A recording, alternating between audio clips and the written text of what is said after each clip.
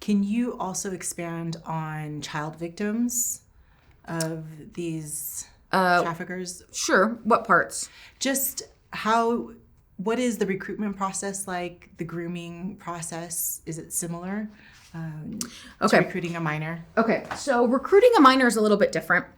Typically what's happening is there is an adult, male or female online, usually is pretending to be a minor. Maybe an older minor, so maybe let's say the child is 14, maybe the fake personality is 17. So like they know they're older and more mature and they could drive a car, but like how old they really are, they don't understand that. Mm-hmm. I've had a lot of clients meet children and groom children from online video gaming. So there's a chat feature. Okay. Right? But parents are like, well, I set parent control. They can only talk to people under 17. Okay. You can set your age at anything you would like. Mm-hmm. Also, people will say, well, my kids don't know how to turn the chat feature on, which is inaccurate because my kids know way more about technology than me. That's their life. They grew up with technology. They are experts at technology. People of our generation, right, we stumble to figure out, like, where am I supposed to go and what? They don't have that stumble. They know where it is. So we have a lot of adults grooming children online by chatting with them during a video game. And it's, again, friendly. You think you're talking to a same-age kid. So it's like, oh, man, what high school do you go to? Oh, I got to go. They're gathering information as they're chatting slowly. Also, with a lot of these video games, the women are often designed or dressed very hypersexually, right? So it's not just that they have breasts. It's that they have breasts that have, a 1-inch strap of clothing over their areola. Or with Grand Theft Auto, there's actually people who are being trafficked in that game. Mm-hmm. And they use these topics or sexual components to start conversations. Oh, what would you like to do to a girl? What would you like to do? You're a young guy. Like one time I did this with a woman, blah, blah, blah. And they kind of goad and share, hoping to incite a response. It's a common practice for parents to tell their children, hey, if anything happens online, you need to let me know. I'm going to believe you. I'm here to protect you. The reality is they don't want to tell us that someone's bothering them online because probably what will happen? You will not let them do the thing that they're doing. You will probably take away the Roblox or you will probably take away the Grand Theft Auto. So in their minds, they're like, I realize my mom said not to, but what's the harm? Then starts the gift giving. Okay. Then starts the gift giving where I'm going to send you a new remote control for the game. Because think about Amazon now. You just need to put in someone's address or those boxes, right? The Amazon pickup boxes. So, hey, I left you a video game controller in lockbox 2. It'll be there for 2 days. Go ahead and go pick it up, right? Wow. Because these Amazon boxes are at Whole Foods, at Targets, Walmarts, wherever. So especially a teenager can easily get themselves there. And it starts off innocuous because the point of grooming is that you don't notice. If you notice, you would be scared, right? So grooming starts with things that are typical, like video game controllers. Oh, I know you said you really wanted to read this book series. I bought it for you. If the child doesn't get scared or pull away or doesn't seem like it's odd, well, now comes the next gift. The next gift may be something more expensive. A watch, a t-shirt, like a fancy one that your parents won't buy you. My parents will never buy me Nike. Oh, I'll buy you Nike. I'll buy you whatever you want. And then comes, oh, I sent you some underwear. I sent you some lingerie. It'd be really great if you tried it on for me. It's the slowest process. And it has to be. Otherwise, you will leave. Otherwise, you'll tell someone. Very often, teens that are getting groomed believe they are in a relationship with the perpetrator. Wow. They believe this person loves them, thinks they're funny, thinks they're smart. Maybe they're not the cutest girl in class. Maybe they're a really average looking person, but all of a sudden someone who is older is showing them attention. It's really exciting for a young person, especially if this young person has parents that work a lot, whose parents abuse substances. So even when they're there, they're not there. It's a connection, and humans crave connection. And so when you have children and teens that are kind of raising themselves, that's really attractive to them. Someone paying attention to them, someone remembering, oh, hey, how'd your math test go? Because it's this odd mixture of parenting and relationship, and we're in a romantic relationship. Interesting. Right. So it's like, I'm going to ask about your schooling. I'm going to ask about, oh, what happened with your friend? And I'm also going to tell you you're beautiful and sexy and all of these things that you assume you're not. The dating starts. You start going out on a couple dates. You think you are the girlfriend, right? You think you are the girlfriend. So you're going out, you're meeting people in their life. You think it's his sister. It's not his sister, right? It is the co-panderer. And some people never come home. Right? They're going out to McDonald's, they're gonna have a fry and shake like everybody else does, and they don't come home. Yeah. But what's interesting to me about human trafficking is that it's not just low income ignored kids, it's typical kids. So in the opposite of the scenario we just talked about, it's also helicopter kids, meaning their parent, where are you going? When are you going to be back? Who's going to be there? Like, just no trust at all, really hounding them for what they're going to be doing there. What are they going to wear? No makeup, very serious. Of course you will rebel against that, right? So it's an over-attentive parent that doesn't give you any space to let you grow and be a person. And it's also the under-attentive parent.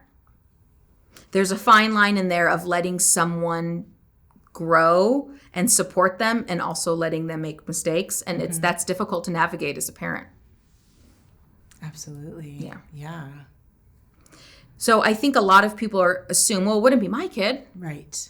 My kid goes to church. My kid plays on the football team. My kid is an artist. That would never happen to my kid. But in reality, it does. And sometimes it just has to be on the wrong day, right? A day that the child felt lonely, rejected, sad. And all of a sudden there is someone giving them compliments, right? And then not all human trafficking is grooming based. Some of it is just theft where they literally steal a human. You just are walking down the street and you go in someone's car. That is less common because people tend to report and run away from strangers that abduct them, right? They try a lot. When someone is abducted by a stranger, there's no emotional connection. And so I am more willing to run, yell, scream, get away from you, and really fight for myself. If I have feelings for someone, or I feel like I'm misunderstanding the situation, like, oh, maybe I misread this, and you start feeling bad, and you've met their kids, and you think, oh, maybe I'm misreading this. You have that human component to where you don't just run. It makes it harder. It makes it harder. And so with hands-on sex abuse, 98% of all crimes are people we know. It is not this stranger. It is your pastor, teacher, neighbor, uncle, grandfather, Boy Scout leader, coach. It is uncomfortable to think about, but that is who is committing the crime.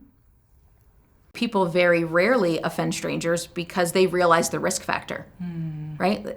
They could get caught. But if it's your niece, they love you. They don't want you to go to prison. So very often they'll say, if you tell anyone, I'm never going to see you again. If you tell anyone, your uncle will go away and your dad will hate you. Your dad loves me. And so there's a lot more emotional manipulation when it's someone you know. It can be any type of person. It doesn't have to be a male. However, typically it's a male. Women will be involved, usually as a co-defendant. Typically, they're not running the show alone. Typically, they serve as an assistant or a co-offender, depending on how much freedom they have to make choices, depending on where they are in their level of trafficking themselves. Something important to remember about grooming, especially with family members, is that it looks innocuous. As a parent, well, not me because of the work that I do, but typically as a parent, it's normal to roughhouse, right? So your uncle is roughhousing with a child, they're wrestling, they're, jumping on each other's backs. But what's happening is that person is getting physical contact with the child and measuring how they react. So if the child jumps away and is like, no, like they're probably not the best candidate to abuse, right? But if this kid likes a lot of contact, is really into roughhousing, and they crave the physical affection, they'll go towards the offender often. They don't realize what's happening, right? It just feels good to sit on someone's lap. It feels good to roughhouse. It feels good to be picked up and thrown in the pool. So many offenses happen in the pool. So it's things that you're right there, you're watching. And you don't realize slowly it's this person getting more comfortable and close with your child. Oh, I can take him to the movies. Oh, I'm going to take my kids anyway. Let me take your kids. Of course, I mean, most people would say yes to that, right? Oh, okay, it's a public place. What could happen? Exactly. Well, it's a dark movie theater. This person, the child does not feel secure in their own reactions and thoughts to when someone touches them, because as parents, sometimes we override that.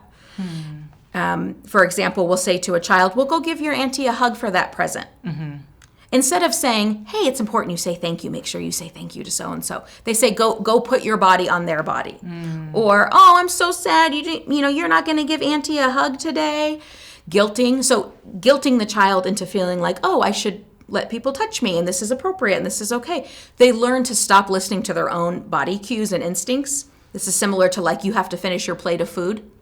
So people stop learning when they're full by themselves, right? And so when the child is getting groomed, they don't notice. The parent very rarely notices because they like this person too. That's why this person's around. They like them. They're funny, they're smart, they're crafty, all of these different things. Is that part of the grooming process? process? Yes, that's part of the grooming process. So I'm going to groom you as an adult, and then I have access to whoever you have access to. Okay. And it's giving compliments. And one of the biggest compliments that panderers give to teens is, you're so grown up for your age. You're so smart. I'm going to start telling you about adult things like my relationship, right? I'm going to confide in you because there's no one that I know that gets me like you do. And what teen isn't dying to be that? Right? Because we go to school, we get all the answers wrong. There's a teacher. We have our parents. We have our extracurricular. Someone's always telling us what to do, how to do it better, how to edit ourselves. And this is an adult person saying, I don't need to edit anything about you. You're fantastic. And I'm going to start telling you, oh, my wife, she doesn't do this. They start talking about their sexual relationship. And I can't remember what it feels like to kiss. I wonder, and it's just this really slow evolution or disevolution of the boundary to where when you look back, you're like, yeah, duh, all of these things line up perfectly of how I had this person in my home and how I trusted them. But it's so uncomfortable to think about. Because it's not a stranger. It's someone you like. At least someone you let around.